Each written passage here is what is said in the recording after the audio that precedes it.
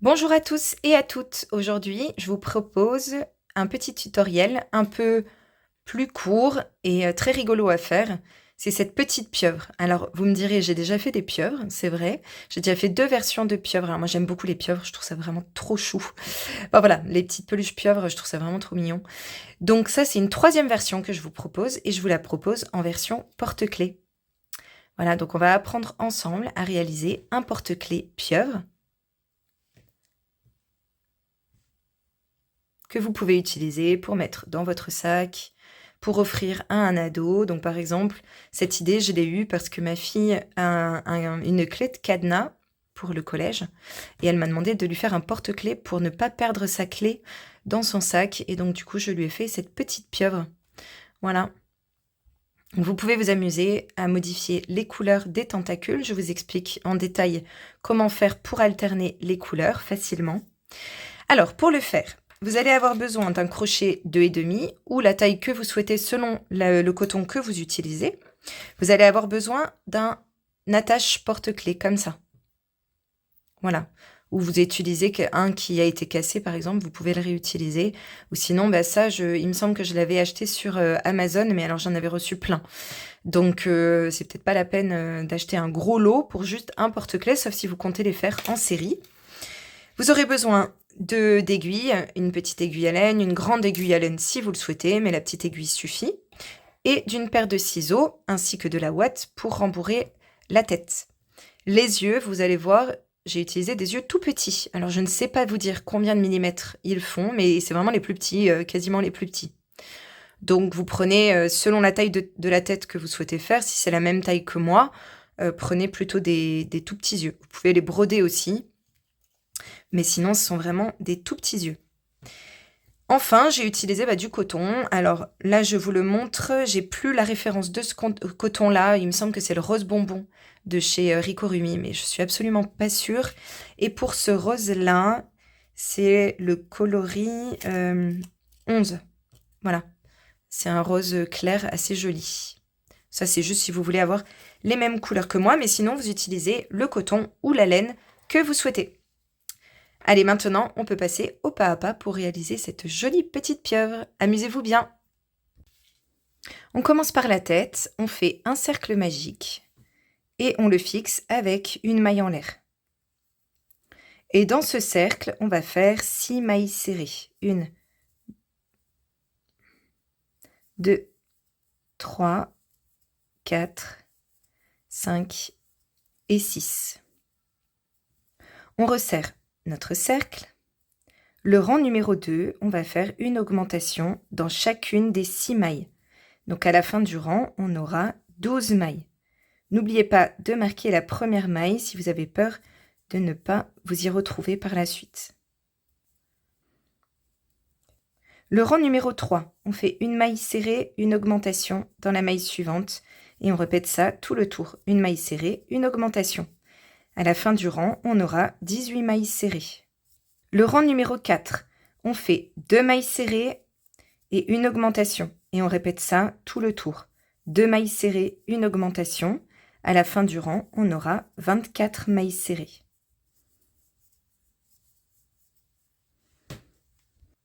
Ensuite, c'est simple, du rang numéro 5 au rang numéro 8 inclus, vous allez faire les 24 mailles serrées que vous venez d'obtenir et on se retrouve pour le rang numéro 9. J'ai terminé le rang numéro 8, maintenant le rang numéro 9, on va diminuer. Donc on fait 2 mailles serrées et une diminution. Et on répète ça tout le tour, 2 mailles serrées, une diminution. À la fin du rang, on aura 18 mailles serrées. Le rang numéro 10, on fait une maille serrée et une diminution dans la maille suivante. Et on répète ça tout le tour, une maille serrée, une diminution, et à la fin du rang, il nous restera 12 mailles serrées. Quand on a terminé le rang, on fait une maille coulée dans la maille suivante, une maille en l'air, et on va couper suffisamment de fil pour coudre la tête aux pattes, aux tentacules. Donc on tire et on fixe le nœud. Ensuite, on va mettre un petit peu de ouate pour donner la forme à la tête.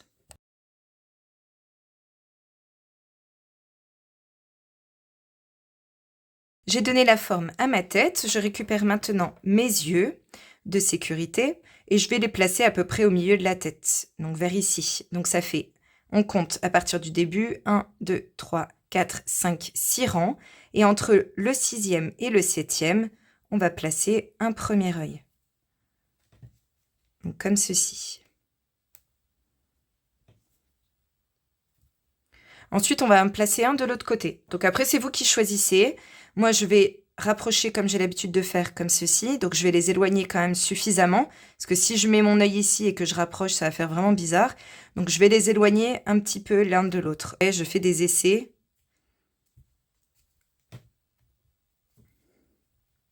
Voilà, je vais les mettre à peu près ici. Donc ça fait, en comptant à partir de cet œil-là, 1, 2, 3, 4, 5, 6, 7 mailles. Et après la 8e, je place mon œil. Donc ils sont pas mal éloignés comme ça. Mais comme on va venir ensuite les rentrer, ils vont être rapprochés. Donc quand on a trouvé la bonne position pour nos yeux, vous choisissez vraiment celle qui vous plaît le plus. On enlève la ouate et on vient placer nos sécurités sur l'arrière. Donc là pour moi c'est de la décoration, donc c'est pas normalement censé être mis entre les mains d'un enfant de moins de 3 ans. Donc je place mes sécurités, mais j'ai pas forcément besoin de renforcer ma sécurité en brûlant le bout par exemple, comme on peut faire parfois. Donc voilà, parce que c'est vraiment fait pour des enfants de plus de 3 ans. Je vais placer ensuite, replacer ma ouate. Donc maintenant, moi je vais venir rapprocher les yeux comme ceci, les enfoncer un peu, mais c'est optionnel, vous n'êtes pas obligé de le faire. Pour ceux qui connaissent mes vidéos, c'est toujours le même procédé, mais pour les personnes qui regardent pour la première fois, je vous explique. Vous allez couper un bon morceau de fil de la même couleur que votre tête. Vous le placez donc dans votre aiguille. Et là, vous allez venir piquer au-dessus de l'œil. Donc le plus près possible. Je sais qu'avec la sécurité, et comme les yeux sont petits, c'est pas facile, mais on essaye de piquer au plus près possible de l'œil. Vous ressortez votre aiguille au-dessus du 2e œil. Donc pareil, on se faufile derrière la sécurité et on sort au plus près du 2e œil. On tire et on laisse un peu de fil de ce côté. Quand on est sur cet œil-là, on va piquer un rang en dessous et ressortir un rang au-dessous du fil de départ. Comme ceci. Dernière étape, on repique à notre endroit de départ et on ressort de l'autre côté, ici. Voilà. Maintenant qu'on a nos 2 fils de part et d'autre, on tire sur chacun et on replace nos yeux correctement. Il faut vraiment qu'il y ait la même tension sur les yeux. Donc voilà ce que vous devez obtenir. Vous allez replacer un des fils sur une aiguille et vous allez ressortir en bas, donc dans le trou là, ici. Vous prenez l'autre fil, pareil, vous le ressortez dans le trou en dessous.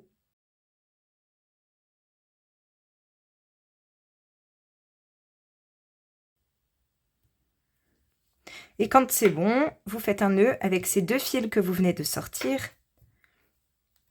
Un nœud sur le dessous sans trop serrer pour éviter de tout déformer. Ensuite, vous pouvez couper un peu de fil et cette partie-là, on va l'enfoncer dans la ouate parce qu'après, on va coudre les tentacules à cette partie de la tête, donc ça ne se verra pas. Voilà votre tête de terminée. La tête est vraiment petite, donc pour faire des effets de cils, c'est un peu compliqué et je ne sais pas si ce serait joli. J'ai pas essayé, honnêtement. Donc vous pouvez essayer si vous avez envie et vous voyez ce que ça donne. Moi, je vais la laisser comme ça, toute simple. Je reprends mon crochet et mon fil et maintenant, je vais faire les tentacules. Je fais donc un cercle magique comme pour la tête. Je le fixe avec une maille en l'air et dans le cercle, on fait 6 mailles serrées.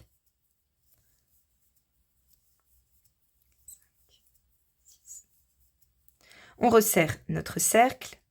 Le rang numéro 2, une augmentation dans chaque maille et on aura 12 mailles serrées. Là, on obtient le même nombre de mailles que ce que l'on a en bas de la tête, ici. Donc cette partie-là, c'est la partie qui sera cousue par la suite à la tête. À partir de ce cercle, on va commencer nos tentacules. Donc ce que je vous propose sur ce modèle-là, c'est de faire des tentacules de différentes couleurs, parce que la question m'avait été posée pour l'autre pieuvre que j'avais fait, même les 2 autres pieuvres qui sont sur ma chaîne.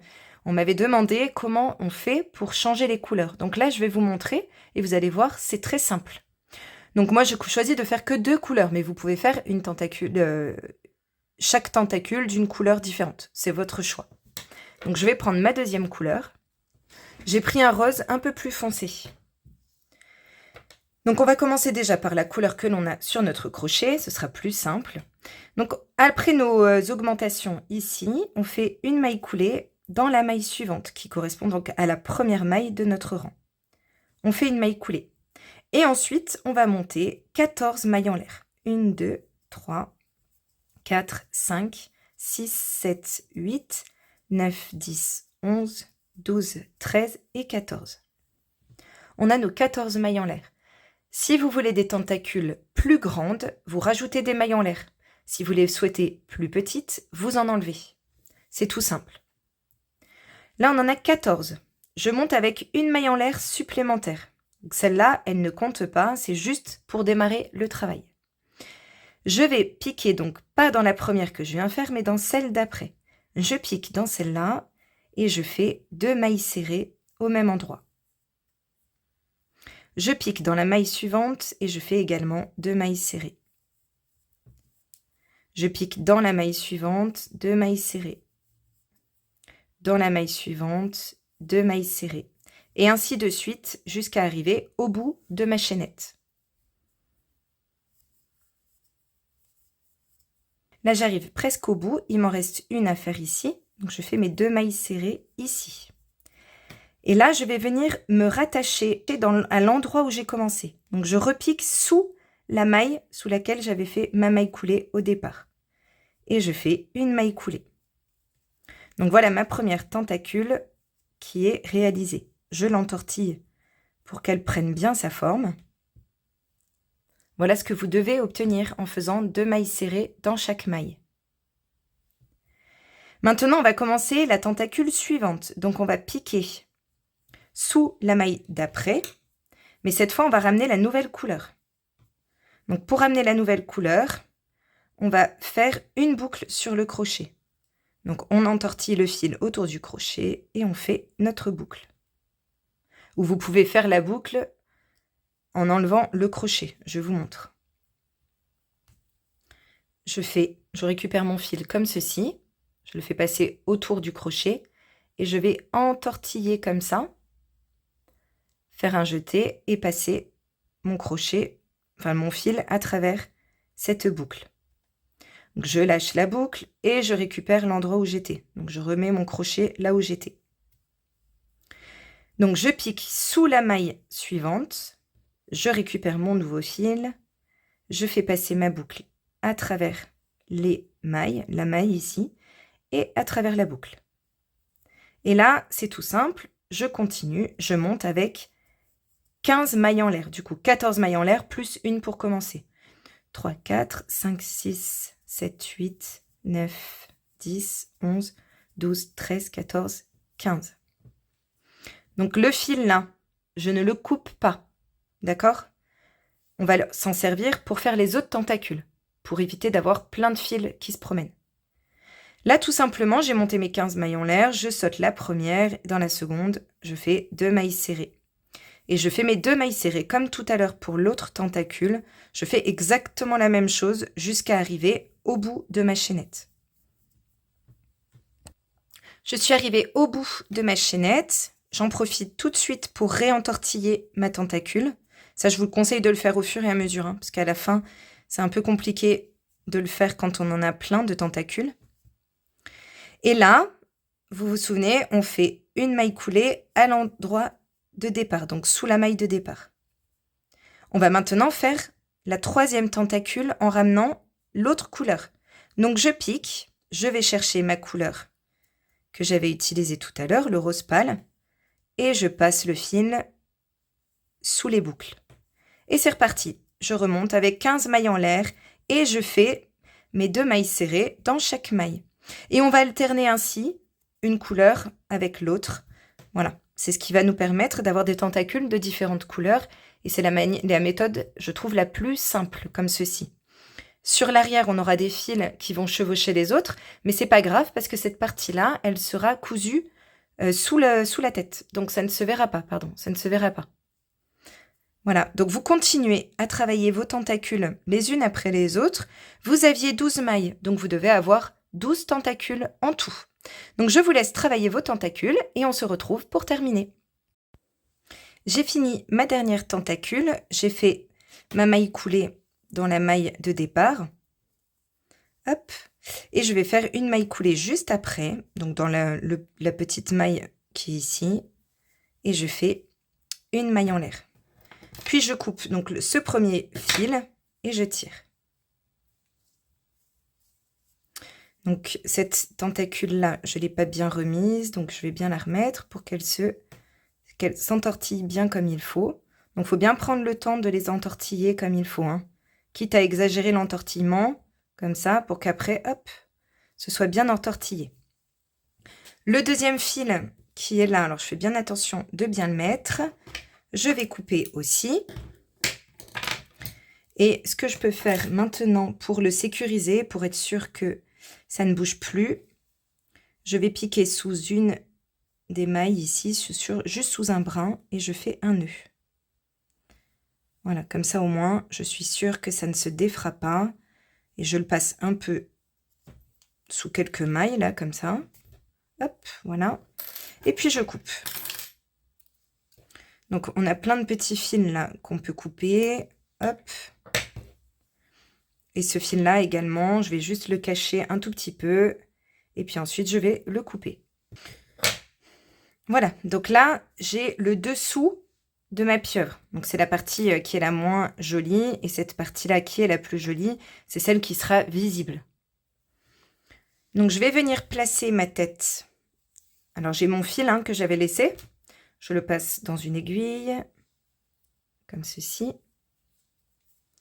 Et là, je viens placer ma tête sur le corps. Donc, ce qu'il faut bien faire, évidemment, c'est faire en sorte que les fils qui vous restent soient bien cachés. Alors, là, maintenant, c'est tout simple. Donc là, je vais juste piquer et ressortir mon fil sur le dessous. J'ai piqué aussi à travers la partie des tentacules. Hop, je retourne.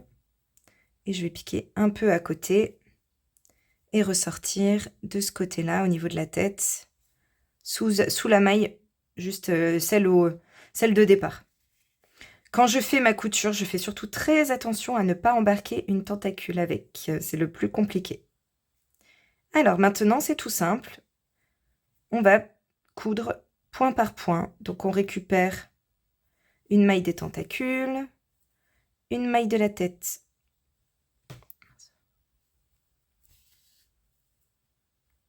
une maille des tentacules et une maille de la tête, et ainsi de suite tout le tour. Donc je vous montre juste en détail. Là je vais prendre une maille, je prendrai une maille de la tête, et regardez au niveau des tentacules là, donc là on voit bien la tentacule rose foncé, j'ai 2 brins ici, c'est ces brins là que je peux venir récupérer. Je vous remontre sur la maille suivante, j'ai mes brins ici là, 2 brins, je passe dessous et je couds. On va coudre comme ça tout le tour, donc en prenant à chaque fois une maille de la tête et les 2 mailles, les 2 brins des tentacules. Et on fait bien attention, évidemment, de ne pas attraper une tentacule au passage. Donc on coud chacun de notre côté et on se retrouve. J'ai fait mon dernier point. Maintenant ici, au départ, je fais un nœud. Moi, je ne vais pas couper mon fil ni le cacher pour le moment, parce que je vais réutiliser ce fil, il m'en reste beaucoup, pour faire l'attache de mon porte-clés. Donc pour cela, je suis ici, je vais piquer sous une maille et je vais ressortir au milieu de la tête là, ici. Donc je tire pas trop fort pour pas déformer. Puis je récupère mon porte-clés. Donc là j'ai mon porte-clés. Maintenant je vais passer mon fil à travers la chaîne qui est là. Hop, je le plaque le plus près possible et maintenant je vais passer sous une des mailles ici. Hop, et je plaque la chaîne. Je repasse dans la chaîne. Je passe sous une des mailles de l'autre côté. Et je plaque. Je repasse dans la chaîne et sous une des mailles. Alors d'abord dans la chaîne, pardon, ensuite sous une des mailles. Bon, la même, hein, tant qu'à faire. Hop. Et je plaque. Je repasse dans la chaîne pour aller de l'autre côté. Et je passe sous une des mailles. Hop. Et je plaque. Donc là, comme ça, mon porte-clés, il est bien accroché. Il n'y a pas de risque qu'il se défasse. Maintenant, ce que je vais faire, c'est que je pique ici et je ressors en écartant bien mes tentacules dessous. Je regarde toujours, hein, parce que j'ai toujours peur d'embarquer une tentacule ou autre avec. Et après, c'est compliqué. Et là, sur le dessous, on va faire un nœud et on cache notre fil dans l'ouvrage.